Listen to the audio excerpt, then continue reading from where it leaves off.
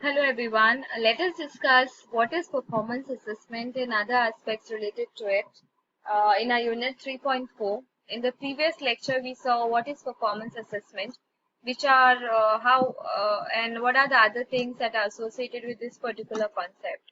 Like we saw that performance assessment is also known as an alternative or authentic assessment. We saw what it requires for a student to do, how we judge the performance of a student, or which are the examples for which, or which are the activities for which this performance assessment can be used. And we also discussed which are the basic requirements for any teacher to set or to formulate any criteria or formulate criteria for any task to be assessed on the basis of its performance. Like the first thing is it should have specific behavior or capabilities which can be observed. So you need to observe specific things. So here we are actually referring to uh, what we call criteria that we set before we conduct any activity for the students for assessment. Now, appropriately, it should measure complex capabilities and skills which are not possible to test using paper and pencil test. And it should focus on a teachable process. So it should be something related to the syllabus or to the curriculum that you as a teacher are dealing with, because it should have some objectives, it should have content related matter, and it should help the students to learn the content assigned to them in a better way. It should also judge appropriateness of a behavior or understanding which provides information about strengths and weaknesses. So it should have such activities which will help the students understand their strengths and weaknesses. Otherwise, the performances or the activities that you give in order to assess the student's performance would not have any significance, because the overall impact of this particular overall motive of any performance or task that a teacher gives is to make possible for the students to understand their strengths and weaknesses. And it should be a task which will encourage students' reflection. They should be able to reflect on their activity. They should be able to reflect on the performance. Now, another aspect that is associated with process versus in performance assessment is process versus product assessment. Now, let us see what is this process and product assessment. So, process assessment is nothing but something that relates to the procedure that a student uses, or the steps a student follows while doing any activity. So, here a teacher would be interested in the steps that students would follow while completing a task. But in product assessment, a teacher would be interested only in the outcome and not so much in the process.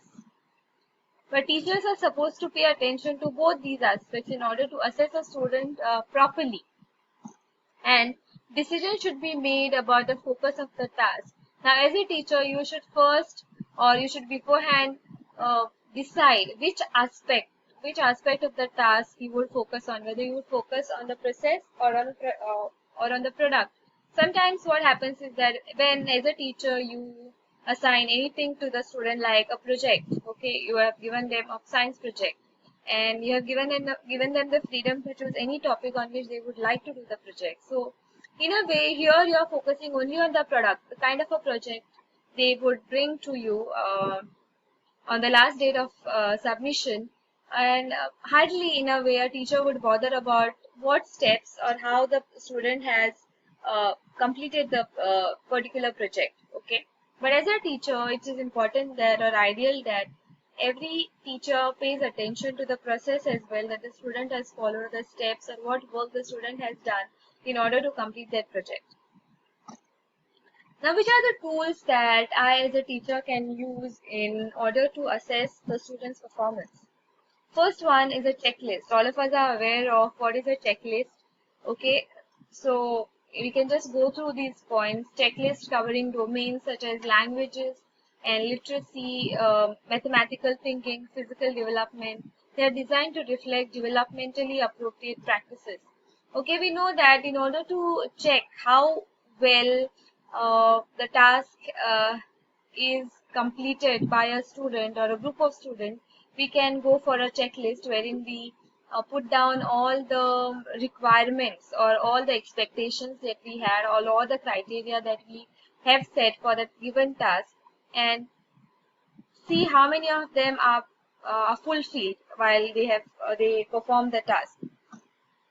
Teachers use checklists throughout the year to create profiles of children's individualized progress in developing skills, acquiring knowledge, and mastering important behaviors. So we can look for any of these complex activities or complex behaviors or complex capabilities of students, and which can be easily checked using one of the tools called checklist.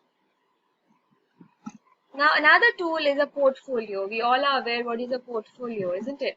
So this is nothing but a purposeful collection of children's work which would illustrate the effort, the progress, the achievement of the students over a period of time, how much they have achieved throughout a year, what are the things that they could do in a better way, which are the areas in which they need to work hard. So all these things a portfolio would cover. And teachers and children can compile the collections together from work completed in the classroom. So it can also be a combination of teachers and students' work as well.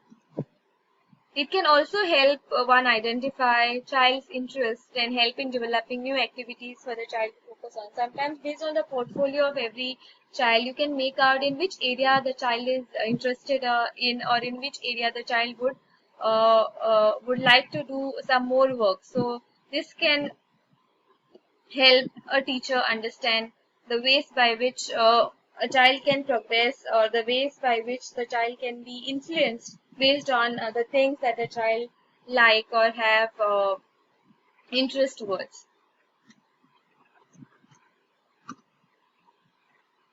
Then the third tool is a summary report. So what is a summary report? It is nothing but a brief narrative summary of each child's classroom performance. So how a child is performing. So as a teacher, you are supposed to observe the child and write something about the child, and you need to keep it as a record in your system, because it is important. To know that performance assessment is used not only to check how much the child has understood about a topic, but it is also used. It is something that is used to understand complex behaviors or capabilities which are specific and which cannot be checked using paper and pen tests. So these are the tools which play a very important role and requires an additional effort from the teacher.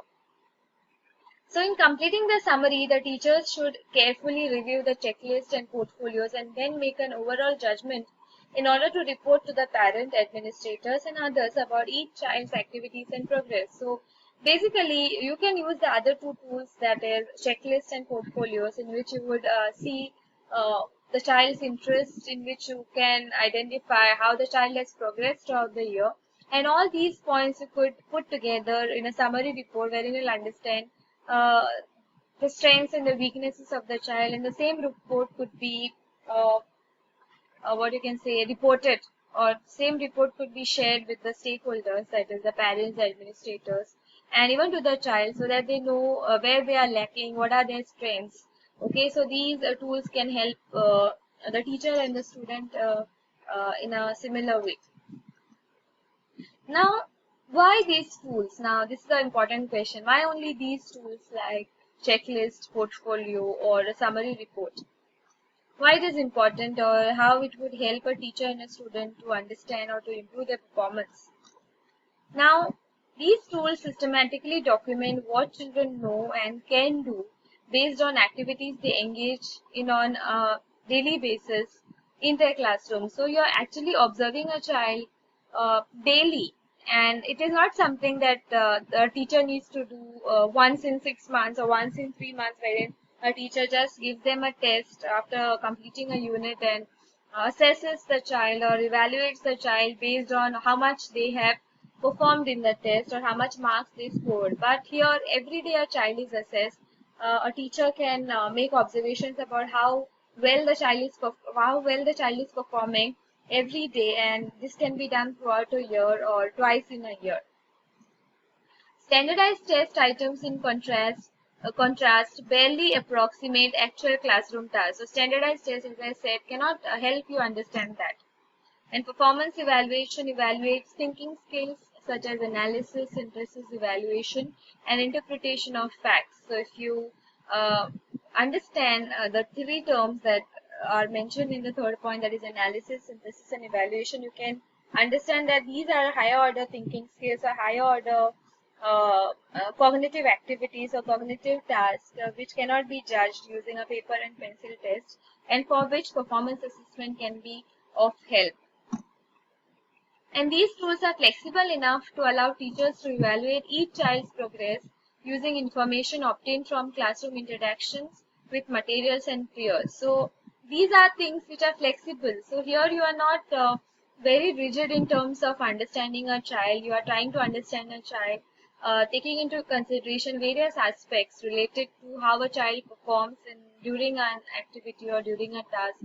What is his or her interaction, or how he or she goes about performing a particular task, how they get along with their peers, how well they come together and perform a task. All these things are possible by the use of these tools, which is not possible using a paper and pen test. Few more points. They also provide valuable and in-depth information for parents, administrators, and other policymakers, because only by getting the final marks you actually cannot understand how good the child is, whether the child is really gifted or an average child or a slow learner. And these tools put responsibility for monitoring what children are learning and what teachers are teaching. So it will actually give you a very clear cut and very clear understanding of what is exactly happening in the school. Because sometimes most of the students perform well just because they attend tuition classes and nothing is done in the schools by the teachers. Hardly any efforts are put sometimes. It's not always true, but yes, in most of the schools, this is what is happening.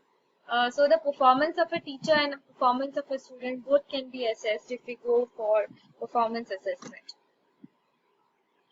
And here are some characteristics of performance assessment.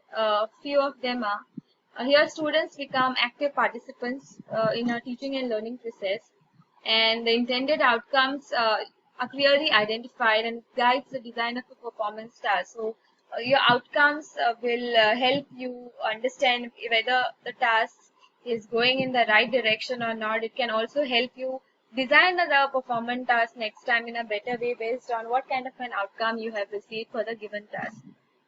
Now here students are expected to demonstrate mastery of those intended outcomes when completing this task. So when you have given any task, we expect our students to master that given task instead of just answer an exam and just get away with it. And it permits direct observation of student skills and capabilities, which is not possible in a paper and pen test. It must be linked to instructional objectives, as we already discussed, and it tends to be less abstract than more traditional forms of assessment. So as we discussed already, it's more specific and it is more concrete, and abstractness is limited.